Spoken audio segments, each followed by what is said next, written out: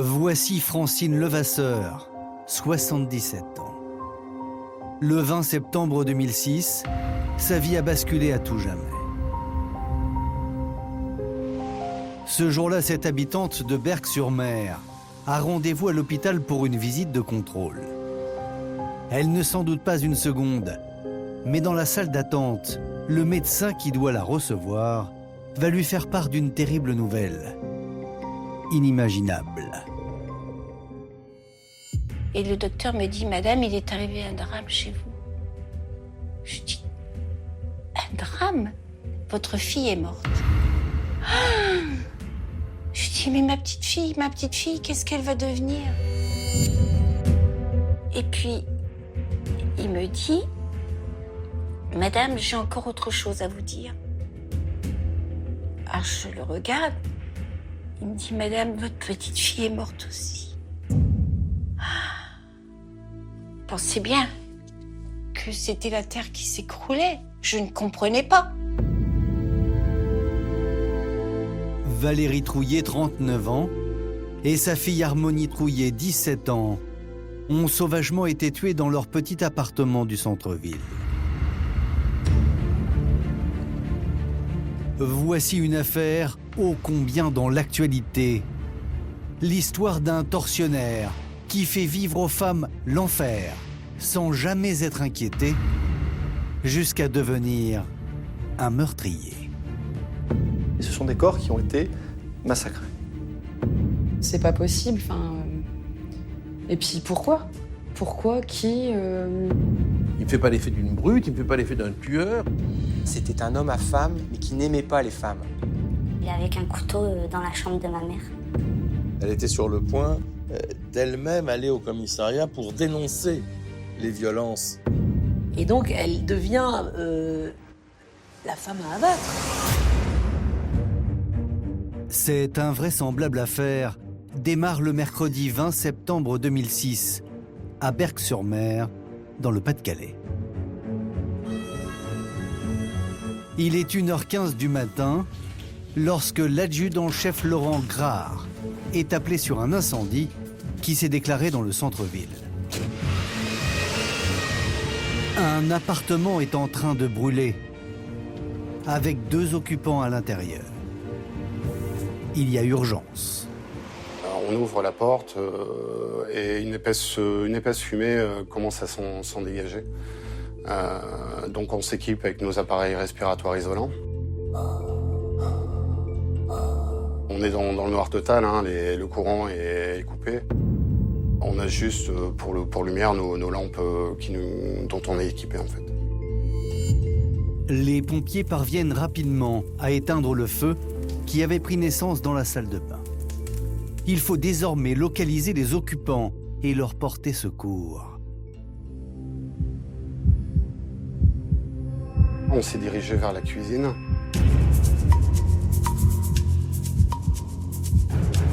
La fenêtre était pas accessible, hein. Il y avait quelque chose qui nous barrait le passage. En une fraction de seconde, le pompier comprend qu'il ne s'agit pas d'un banal incendie. Il est en réalité face à un meurtre. Et en fait, en essayant d'avancer, on a retrouvé un premier corps. On a senti tout de suite que la victime était vraiment inanimée. Mais l'horreur ne s'arrête pas là.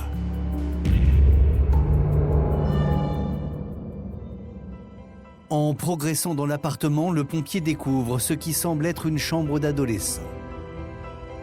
Et là, couché sur le sol, il aperçoit le corps d'une seconde victime. C'est une jeune femme qui est au sol, donc elle se trouve sur le ventre, dénudée. Malheureusement, on pourra pas faire grand-chose pour elle. C'est pas dans la nature humaine de faire des choses comme ça. C'est contre nature, on va dire. Valérie Trouillet et sa fille Harmonie ont bien été tuées.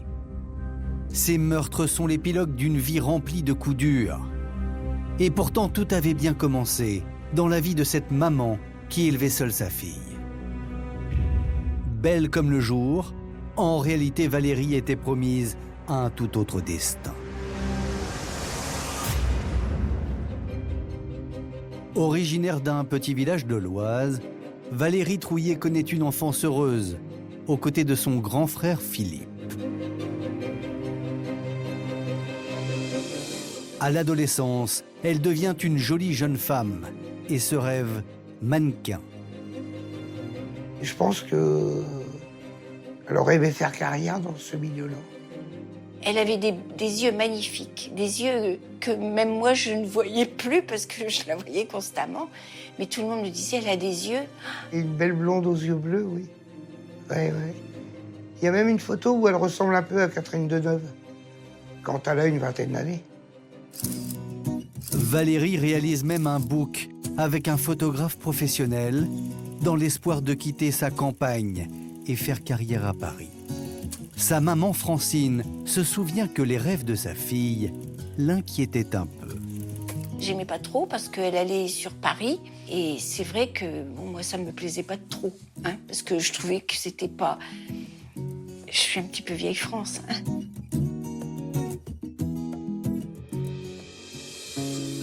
Mais finalement, le destin de Valérie sera tout autre. À 20 ans, la jeune femme tombe folle amoureuse d'un homme. Et 2 ans plus tard, c'est l'arrivée d'un bébé. Harmonie. Mais ce qui devait sonner comme un grand bonheur va en réalité être un premier coup dur dans la vie de Valérie.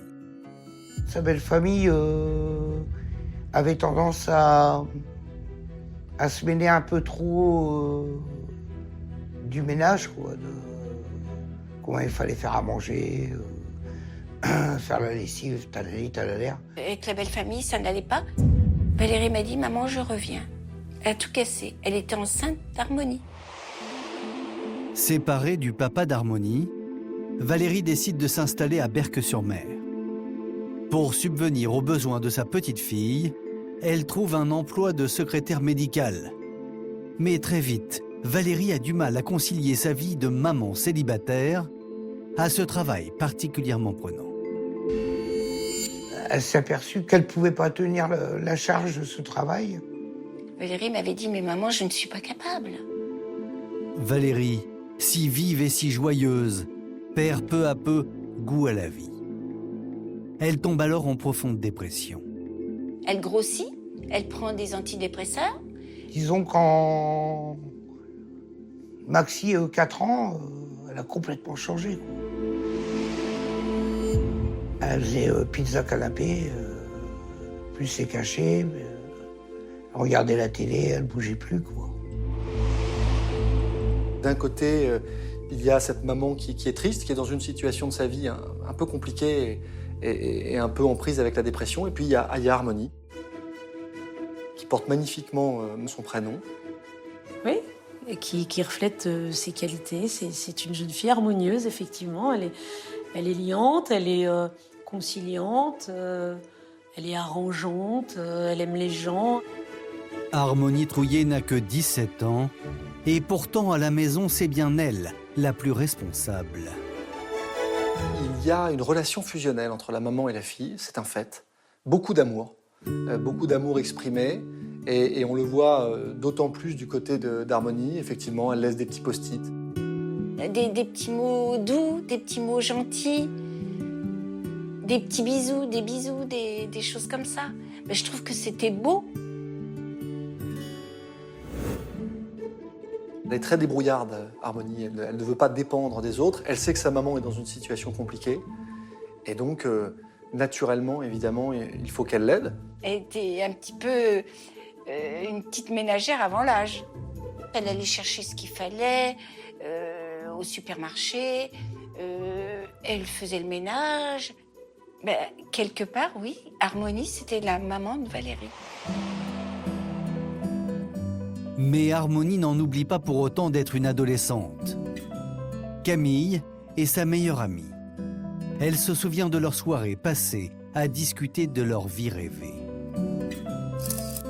En dessous de son lit en hauteur, il y avait un clic-clac et puis un coin bureau où souvent elle était assise sur la chaise et moi j'étais dans le clic-clac et puis on refaisait le monde et on se réinventait une nouvelle vie, on s'imaginait des années plus tard chacun avec notre vie.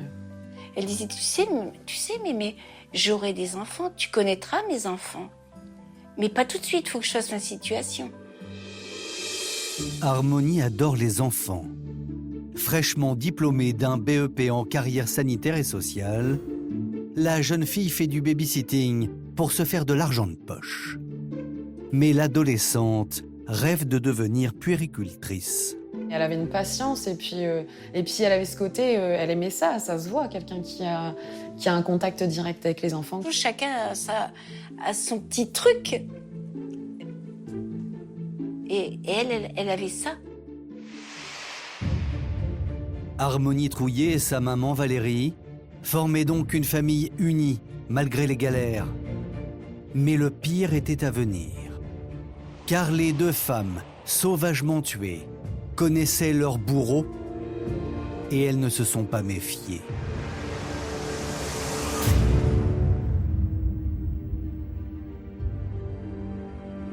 À Berck-sur-Mer, la police judiciaire de Lille, dépêchée sur place, investit l'appartement des deux victimes. Et ce qui frappe les enquêteurs dès la porte d'entrée, c'est qu'ils ont affaire à des crimes hors normes. On se rend compte, mais immédiatement, que la scène a été particulièrement horrible. Ça n'est pas juste en réalité deux corps décédés, ce sont des corps qui ont été massacrés. Retrouvée à demi nue, Valérie Trouillet a perdu la vie dans la cuisine. Son corps ne présente aucune trace de brûlure, le feu ayant été stoppé à temps par les pompiers. Néanmoins, sur son visage, un grand nombre de plaies sont relevées par le médecin légiste. En ce qui concerne Valérie, le légiste va constater 7 plaies à la tête, 7 plaies vitales. L'adolescente, elle aussi, est retrouvée nue, face contre terre. Elle présente une dizaine de plaies à la tête.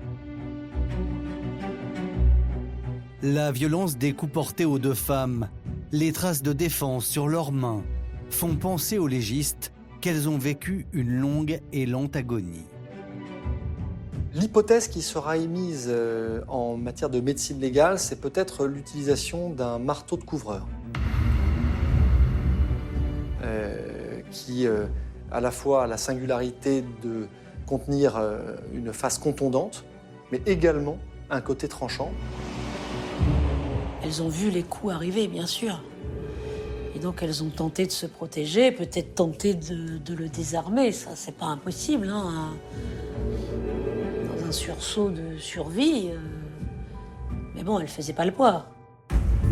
Mais vous allez le voir, l'horreur ne s'arrête pas là. L'expert va aussi mettre en évidence des traces d'ecchymose à l'intérieur des cuisses qui laissent suspecter qu'effectivement, à tout le moins, il y a eu une tentative d'agression sexuelle. Et les investigations qui seront diligentées par la suite sur le plan génétique vont démontrer que des actes de viol ont été commis.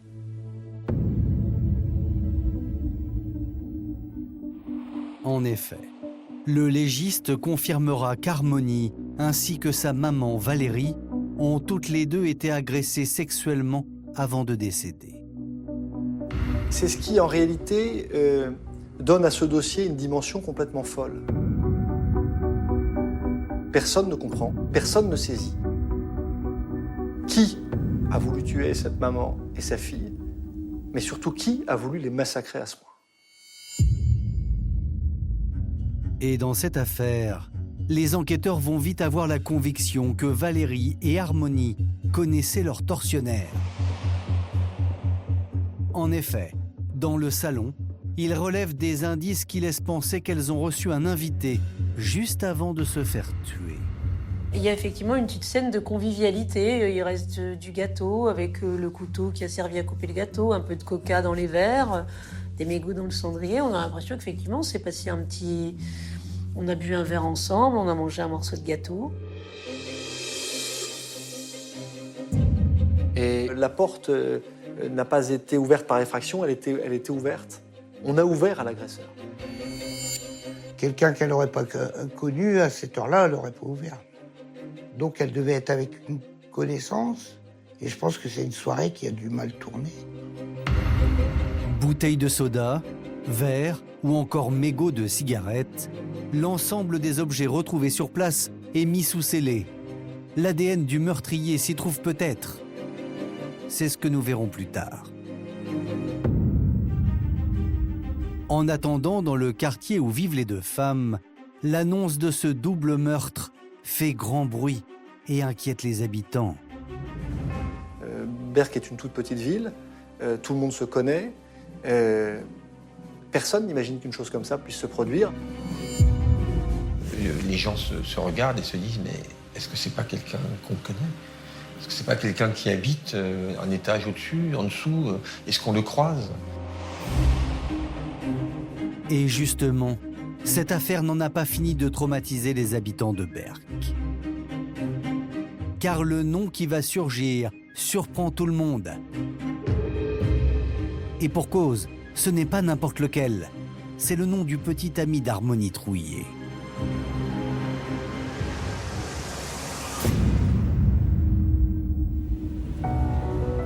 À 17 ans, Harmonie Trouillet est follement amoureuse d'un garçon. L'élu de son cœur, c'est lui. Nous l'appellerons Julien. Il a 20 ans. Une relation amoureuse qui pourrait bien être à l'origine de ce drame. Pourtant, cette histoire avait démarré comme un véritable conte de fées. Oh, elle était très amoureuse de ce garçon. Oh là là, c'était... Et lui aussi. Parce qu'une fois, il m'a dit, ce sera la mère de mes enfants. Mon Dieu, pauvre gosse. C'était un jeune homme serviable et puis pareil, prêt à rendre service. Dès qu'il pouvait, c'était faire des cadeaux à Harmonie, l'emmener manger au restaurant. Valérie, la maman d'Harmonie, se prend d'affection pour ce garçon si prévenant envers sa fille. Alors lorsque Julien se retrouve sans logement, car il a quitté le domicile familial, c'est tout naturellement qu'elle lui propose de s'installer chez elle. Valérie, elle l'a accueilli comme si c'était son fils. Je veux dire, elle l'hébergeait, elle le nourrissait. Elle l'a fait avec générosité. C'est une situation plutôt confortable pour lui. Puis surtout, il peut habiter avec Harmonie, avec laquelle il a une relation a priori assez intense. Mais voilà, après 4 ans et demi d'idylle passionnée, Harmonie découvre que Julien n'est plus le prince charmant des débuts. Il va tromper Harmonie, va avoir une relation avec une autre jeune femme. Harmonie va le savoir et elle est profondément blessée parce qu'effectivement, c'est son premier amour. Le cœur brisé, la jeune fille demande alors à Julien de quitter immédiatement l'appartement. Le jeune homme, déscolarisé et sans emploi à l'époque, perd ainsi non seulement sa petite amie, mais aussi un certain confort de vie. Ben, il était nourri, logé, chauffé, enfin tout, quoi. Et même habillé. Parce qu'elle... Oui. Il était, on va dire, il était entretenu. Une rupture qui intervient tout juste 6 mois avant les meurtres des deux femmes. Alors, Julien s'en est-il pris à Harmonie et Valérie pour se venger d'avoir été éconduit et mis à la porte? Pour Francine, la grand-mère, c'est plus que possible. Nous, entre nous, on disait ça peut être que lui. Mais on n'avait pas de preuves. Les enquêteurs de la police judiciaire ne vont pas tarder à collecter des informations sur ce garçon décrit comme instable. Et un témoignage en particulier va accréditer la thèse du crime passionnel. Il y a une copine d'Harmonie qui a relaté aux enquêteurs une scène où il aurait poussé et giflé Harmonie. Et Harmonie donc lui avait confié qu'elle en avait peur et qu'elle faisait tout pour l'éviter. Mais ce n'est pas tout. Quelques jours avant le drame, des voisins racontent que le jeune homme avait fait un scandale dans la résidence des deux femmes pour reconquérir le cœur d'Harmonie. Ce jeune garçon était venu pour tenter de force de voir Harmonie. Il avait tambouriné à la porte. Et Harmonie n'avait pas ouvert. Et Ça avait fait du tapage dans le quartier et des voisins s'en étaient plaints d'ailleurs. Julien fait désormais figure de suspect numéro 1. Les policiers décident d'aller faire une perquisition et ils vont découvrir 3 paires de chaussures ensanglantées. Là, les policiers n'osent même pas y croire. Donc il est placé en garde à vue. Alors, s'agirait-il du sang d'Harmonie et de Valérie sur ses chaussures? Ce jeune homme à peine sorti de l'adolescence pourrait-il être le monstre froid qui a ôté la vie aux 2 femmes? Tout laisse à croire que les policiers sont sur la bonne piste. Ils détiennent des témoins, du sang et un mobile. Pourtant, tout va s'effondrer.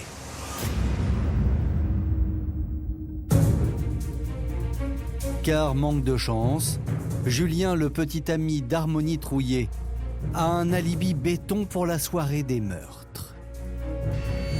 Effectivement, il explique aux policiers qu'il regardait un match de foot avec des copains.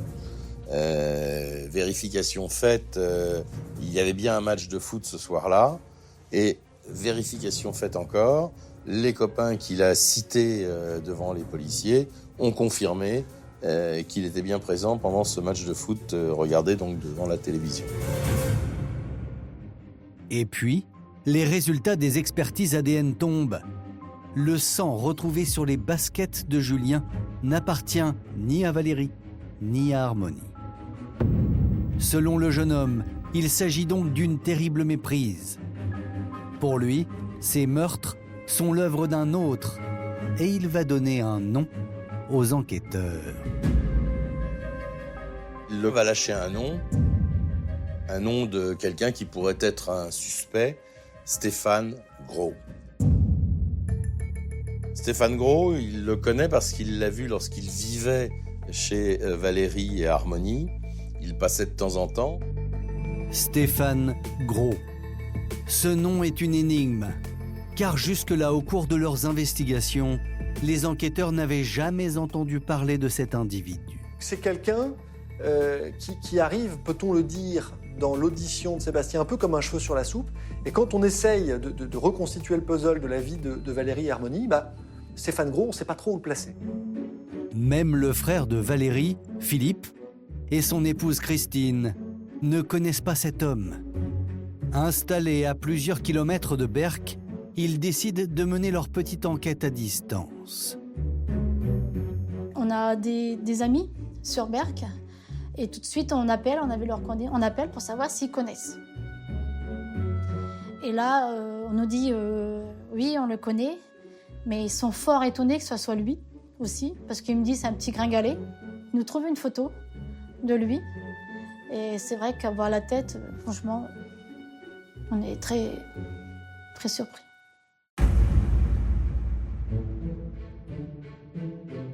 On s'attend à avoir une grosse brute, parce que Stéphane Gros, il est épais comme un sandwich SNCF.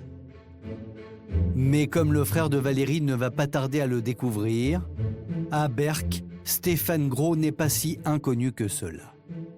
Et il n'y a a priori rien de suspect chez cet homme, intérimaire, dans une entreprise de menuiserie. Il a bonne réputation auprès de ses collègues et de ses voisins. La rumeur locale décrit un type sympa, que tout le monde aime bien, qui fait un peu d'humanitaire, qui transporte les enfants handicapés le week-end avec un minicar. C'est quelqu'un qui ne fait pas de vagues. Stéphane Gros, il a sa petite vie, ça tourne bien. Son employeur n'en dit que du bien, ses collègues de travail aussi. C'est pas le profil d'un tueur a priori.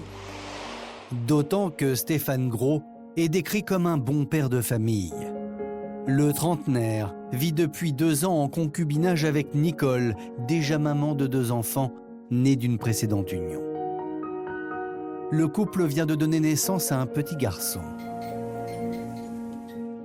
Linda, une amie qui souhaite garder l'anonymat, se souvient du bonheur de Stéphane à l'arrivée de cet enfant. Ah, c'était un papa très doux, très attentionné avec son fils. Il aidait sa femme des fois, avec le petit, pas de souci. Ils allaient se promener souvent ensemble, ils venaient souvent ensemble à la maison avec les petits. C'est à cette époque que Valérie et Harmonie Trouillet vont entrer dans la vie de Stéphane Gros et de sa compagne. Tous habitent le même quartier et ils ne vont pas tarder à nouer une solide amitié. Valérie et Stéphane Gros se sont rencontrés au bar PMU où Valérie va acheter ses cigarettes. Ils ont sympathisé, donc en fait, on se connaît bien. Valérie rencontre la compagne de Stéphane Gros et Harmonie va être amenée à faire du babysitting chez le couple. Harmonie va garder l'enfant chez eux. Il vient régulièrement rendre visite à Valérie et boire un verre chez elle. Donc c'est quelqu'un qui fait partie de son entourage proche. C'est une période heureuse, une période où ni Valérie ni Harmonie ne se doutent qu'elles ont peut-être laissé entrer le diable dans leur vie. Car vous allez le voir, des éléments vont s'accumuler contre Stéphane Gros et ils sont accablants. Souvenez-vous, dans le petit appartement berquois, les enquêteurs avaient retrouvé des mégots, des verres, ainsi qu'une bouteille de White Spirit. Ces éléments ont été analysés par les experts scientifiques et l'ADN a parlé. Stéphane était bien sur la scène de crime. On va retrouver ses ADN sur un mégot, ce qui prouve qu'il était là ce soir-là, et sur le bidon d'essence. L'ADN sur un mégot, ça peut tout et rien dire. Il y a plusieurs mégots, il a pu venir, il a pu passer. L'ADN sur le bidon de White Spirit, déjà ça pose question. Mais c'est l'ADN prélevé sur les corps des victimes qui va définitivement sceller le sort de Stéphane Gros. On va retrouver dans les écouvillons vaginaux de Valérie et d'Harmonie de l'ADN de Stéphane Gros. Donc ça veut dire que, évidemment, il y a eu des agressions sexuelles, il y a eu viol. Ça signe évidemment, de manière certaine, l'implication de cet homme dans ces faits. Pour les enquêteurs, c'est la stupéfaction. L'image du bon père de famille de Stéphane Gros ne serait en réalité qu'une façade.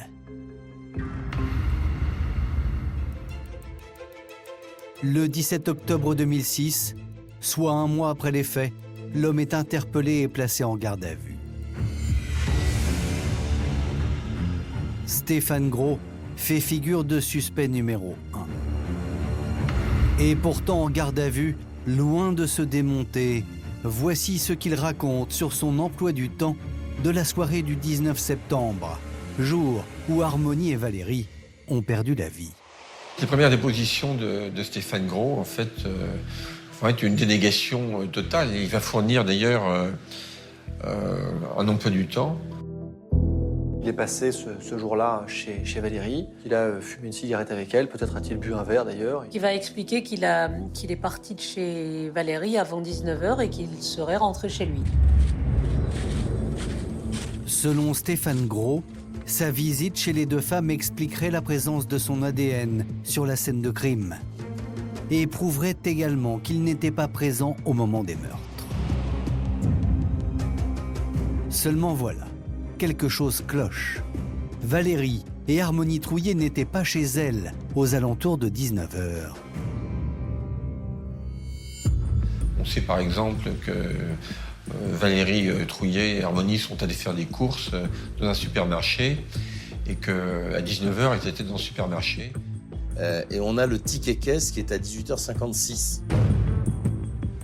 Donc là, on est en flagrant délit de mensonge, puisqu'elle ne pouvait pas être à 18h45 à leur domicile parce qu'elles étaient au supermarché. Stéphane Gros ment. Et si on ajoute à cela son ADN retrouvé sur le corps des victimes, l'homme est en mauvaise posture. Et pourtant, le suspect ne va pas changer de version. Il va contester envers et contre tout contact sexuel entre lui et ses victimes, malgré les prélèvements génétiques qui démontrent le contraire.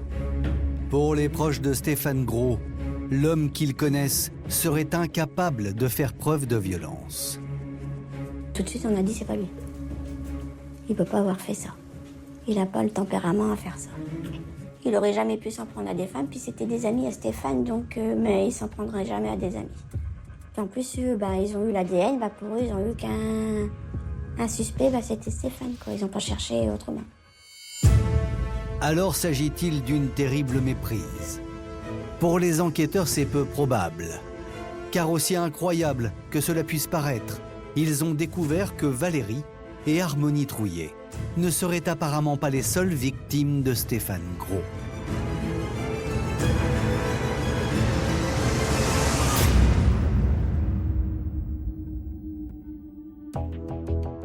En réalité, le suspect présenterait deux visages.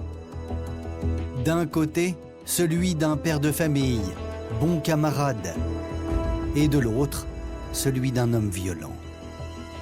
On n'a pas, dans le casier judiciaire de cet homme, de marque de condamnation pour des faits de violence qui permettrait de dire on a affaire à un profil violent sur le plan judiciaire. En revanche, quand on creuse sur sa personnalité, sur les relations qu'il a avec son voisinage, sur les incidents qu'il a pu rencontrer, on se rend compte que c'est quelqu'un qui est doté d'une grande impulsivité. Ainsi, une voisine va témoigner avoir été victime de l'agressivité du Berquois. Nous sommes plusieurs années avant le drame. Ce jour-là, cette femme accoste Stéphane Gros pour lui faire part d'un petit problème de voisinage. Et là, la conversation tourne mal. Elle était venue pour lui demander de s'occuper de son chien et de faire en sorte qu'il ne dérange pas tout le monde. Et elle a fini avec une clé de bras. Il a été violent avec cette voisine qui venait juste lui demander que son chien arrête d'aboyer. On est face à quelqu'un qui est prêt à exploser, en fait. C'est une espèce de presque de grenade dégoupillée. Décrit comme colérique, impulsif et violent, ce serait surtout envers ses compagnes que Stéphane Gros se montrerait le plus dangereux. Pour Enquête criminelle, nous avons recueilli un témoignage exclusif, celui de l'ex-belle-fille de Stéphane Gros. Nous l'appellerons Sandra. Pendant 4 ans, elle a partagé le quotidien de cet homme et aurait vu sa mère souffrir sous les coups de celui qu'elle décrit comme un véritable bourreau. Ça pouvait partir de tout et n'importe quoi. Ma mère, une fois, elle a mal repassé sa chemise. Il est rentré en colère, lui a jeté le fer au visage. Quel genre d'homme est capable de casser un nez parce que sa chemise, elle est pas bien repassée? Faut être fou. Une déflagration de violence qui aurait atteint son paroxysme un soir de juin 2001. Selon Sandra, ce soir-là, son petit frère, âgé de 6 ans, se serait réveillé suite à un cauchemar. L'enfant se serait dirigé vers la chambre de sa maman. C'est là, dans la pénombre, qu'il aurait été témoin d'une scène à glacer le sang.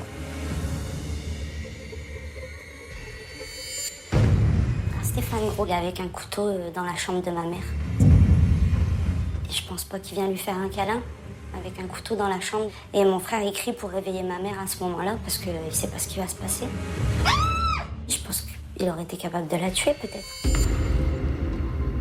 Vous imaginez le réveil brutal de cette femme qui voit cet homme-là, son compagnon, au-dessus d'elle avec ce couteau. Mais c'est un cauchemar. Elle doit se demander s'il rêve encore ou si elle est éveillée. Cette femme, qui selon sa fille serait passée à 2 doigts de la mort, ne trouvera pas le courage de porter plainte de peur des représailles. Elle n'en parle pas, pourquoi? Parce que malheureusement, il y a toute une série de femmes qui sont victimes ou de violences sexuelles ou de violences comme celle-ci qui ne parlent pas, qui ne disent rien, parce qu'elles ont peur, parce qu'elles sont sous emprise.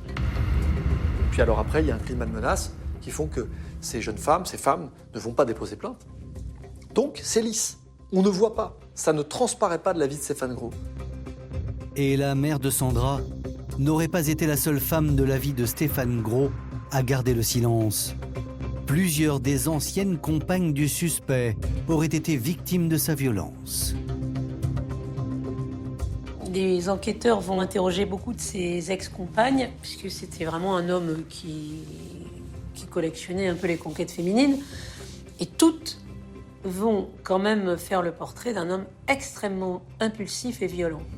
C'était un homme à femme, mais qui n'aimait pas les femmes. Alors, Stéphane Gros s'en est-il pris à Valérie et sa fille pour les mêmes raisons qui l'ont poussé à maltraiter ses ex-compagnes? Peu probable, car quelque chose ne colle pas.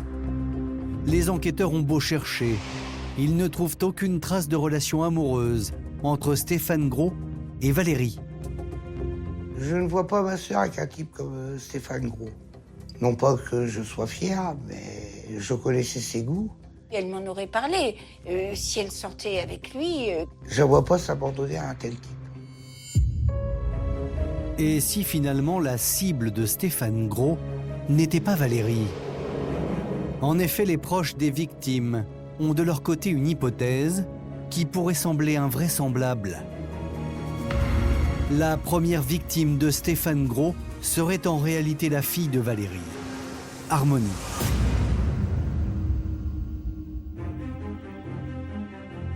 Souvenez-vous, Harmonie était la babysitter des enfants de Stéphane Gros et Nicole. Elle était d'ailleurs très attachée à eux. Il lui arrive même de passer entre midi et 2, juste pour prendre des nouvelles des enfants, voir si tout va bien. Elle s'intéresse aux enfants et donc elle vient souvent, elle passe souvent chez Nicole. Et si Harmonie avait été témoin de choses qu'elle n'aurait pas dû voir? Car il est très probable que Nicole ait elle aussi été victime de la violence de Stéphane Gros. C'est ce que pense Francine, la grand-mère, qui la connaît de vue. Quelques mois avant le drame, elle avait remarqué des traces suspectes sur son visage. Nicole avait des lunettes pour cacher ses saignants, on va dire. J'ai bien vu qu'elle était un peu marquée. Je pense que peut-être Harmonie s'était rendue compte de ce qu'était Stéphane Gros et que elle voulait protéger peut-être Nicole. L'adolescente aurait-elle été mêlée à un drame conjugal qui la dépassait? Harmonie était devenue la confidente de Nicole, malgré la différence d'âge. Et Nicole donc se confiait à Harmonie, elle lui expliquait qu'elle était victime de violences conjugales, violences dures, violences répétées. Il se peut qu'Harmonie ait conseillé à la femme de Gros de ne pas rester avec un type comme ça. Et justement, Nicole s'était décidée à suivre les conseils d'Harmonie. 3 mois avant le drame, le 23 juin 2006, la mère de famille avait poussé les portes du commissariat pour déposer une main courante. Voici ce qu'elle déclarait. Nous avons un enfant en commun de 13 mois. Je souhaite faire les démarches pour avoir la garde de mon enfant. Mon concubin est alcoolique, il boit chaque jour. Au cas où les coups se reproduisent, je n'hésiterai pas à porter plainte. Mais les coups ne se sont pas arrêtés pour autant. Harmonie a reçu d'autres confidences de Nicole, de coups et encore de coups. Et Harmonie était sur le point d'elle-même aller au commissariat pour dénoncer les violences commises par Stéphane à l'encontre de Nicole. Stéphane Gros aurait-il découvert le poteau rose? Et cette nuit du 19 septembre 2006, s'en serait-il pris à Harmonie et sa maman pour se venger? Après bien des réflexions, je pense qu'elle avait dit à Nicole qu'il fallait qu'elle parte, qu'elle ne reste pas avec un gars comme ça. L'autre, il a vu rouge. C'est peut-être pour ça que ce soir-là, il se dit « Eh bien, moi, on m'a trahi et je vais me venger. » Et donc, elle devient la femme à abattre. Elle se mêle de ce qui ne la regarde pas. Le mobile, il est là. C'est-à-dire que ce soir-là, il est allé pour donner une leçon. La suite de l'histoire est connue de tous. Valérie et Harmonie auraient péri sous les coups de Stéphane Gros. Mais voilà, en garde à vue, l'homme conteste formellement s'en être pris aux 2 femmes ainsi qu'à sa compagne, Nicole. Pour lui, la réalité est tout autre. Et le scénario qu'il va raconter aux policiers est des plus invraisemblables. Ce fameux 20 septembre 2006, Stéphane Gros ne se serait pas rendu chez Valérie Trouillet de son plein gré. Il prétend qu'il aurait été pris en otage par un dealer à qui Valérie et lui devaient de l'argent. Il affirme qu'il n'est pas l'auteur des coups portés. Selon lui, une fois arrivé à l'appartement des 2 femmes, les choses auraient mal tourné. Faute d'avoir pu récupérer son argent, le mystérieux dealer serait devenu violent. Valérie, elle est dans sa cuisine au moment où il rentre. Et aussitôt, eh bien, il y a l'homme qui va se jeter sur elle et qui va utiliser le marteau.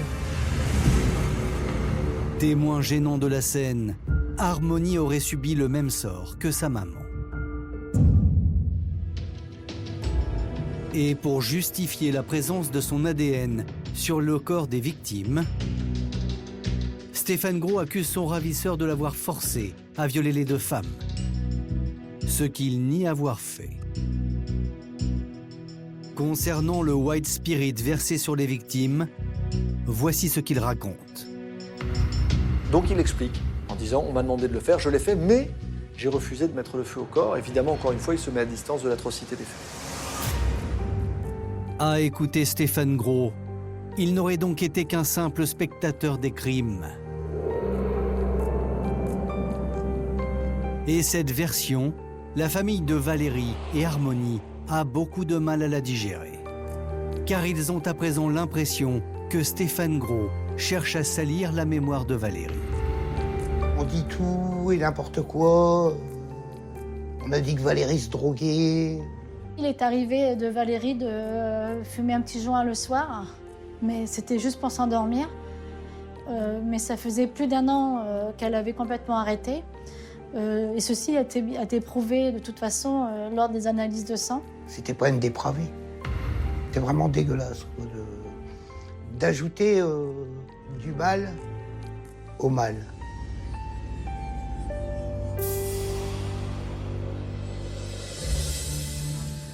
Et alors que tous sont persuadés que Stéphane Gros ment et qu'il est bien le seul meurtrier des 2 femmes, Gilbert Collard, avocat de la défense à l'époque, va pointer du doigt un élément qui va semer le trouble. Un élément qui pourrait innocenter le principal suspect, Stéphane Gros. Sur les corps de Valérie et Harmonie, un nouvel indice aurait été découvert. On a découvert un second ADN qui n'est pas celui de l'accusé. On va retrouver effectivement sous les ongles de Valérie et dans les prélèvements génitaux d'Harmonie, non pas un ADN, mais en réalité un fragment d'ADN.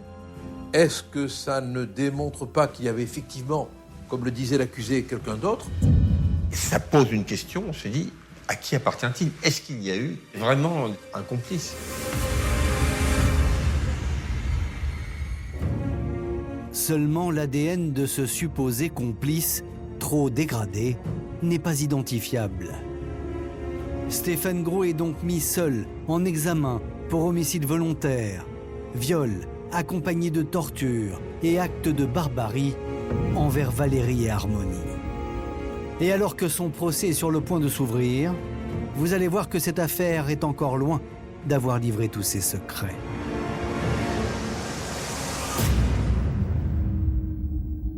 Mercredi 11 mai 2011, soit 4 ans et demi après les meurtres, le procès de Stéphane Gros s'ouvre devant la cour d'assises de Saint-Omer. L'homme encourt la réclusion criminelle à perpétuité. Pour la famille d'Harmonie et Valérie Trouillet, l'enjeu est de taille. Il y a une grande fébrilité, il y a aussi beaucoup de courage, beaucoup de dignité sur le banc des parties civiles, mais il y a une énorme attente parce qu'on se dit que peut-être cet homme va enfin dire la vérité. Malheureusement, Dans le box des accusés, Stéphane Gros ne semble pas disposé à dire la vérité. L'homme n'a pas changé de version.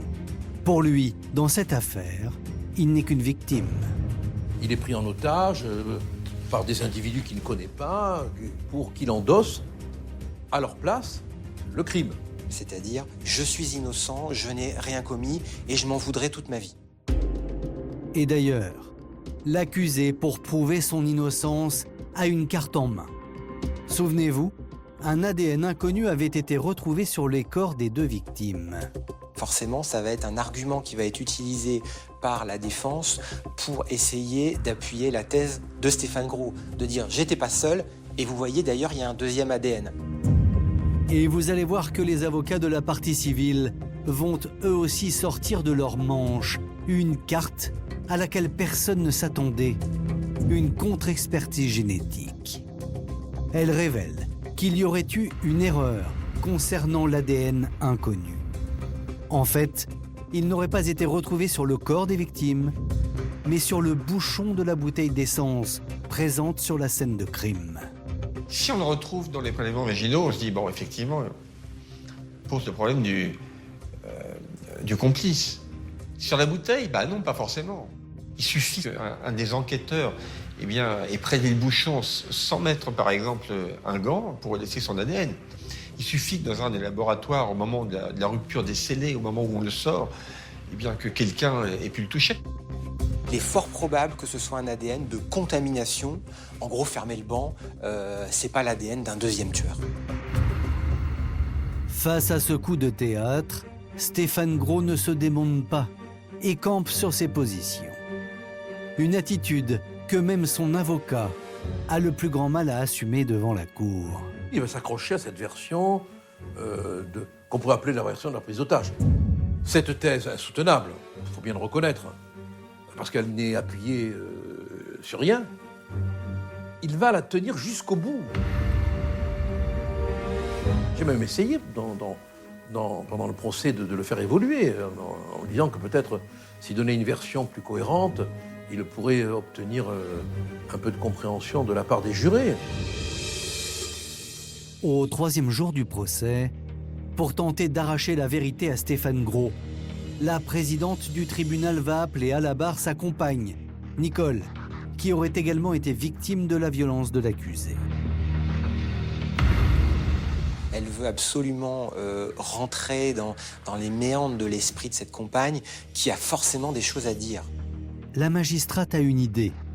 Pour déstabiliser Nicole, elle décide de lui montrer une vidéo tournée par la police lors de la découverte de la scène de crime. Une stratégie qui pourrait se révéler payante. Ce film, c'est comme si vous rentriez directement de plein pied dans la réalité. Vous ouvrez la porte sur un monde qui va vous happer, ce monde de violence, d'horreur. Elle va voir cette fameuse vidéo de la scène de crime qui choque tout le monde, mais qui la choque elle aussi. Et à partir de ce moment, elle va s'adresser à Stéphane Gros. Et voici ce que Nicole va dire à son compagnon. Réagis, dis quelque chose. Je veux savoir, c'était nos amis. Elle est complètement bouleversée, elle lui dit de dire la vérité. Stéphane Gros dit « mais je suis innocent, ça fait 4 ans que je dis que je suis innocent ». Seulement rien n'y fait, Stéphane Gros campe sur ses positions et emportera sans doute la vérité avec lui en prison. Le jeudi 26 mai 2011, il est condamné à 30 années de réclusion criminelle, assorti de 22 ans de sûreté. Une peine loin de soulager les proches des victimes. Quand le verdict tombe, il ne se passe rien. Moi, j'attendais qu'ils nous disent la vérité, le pourquoi des choses, pour savoir, pour pouvoir mettre un nom sur tout ça, une raison, je veux dire.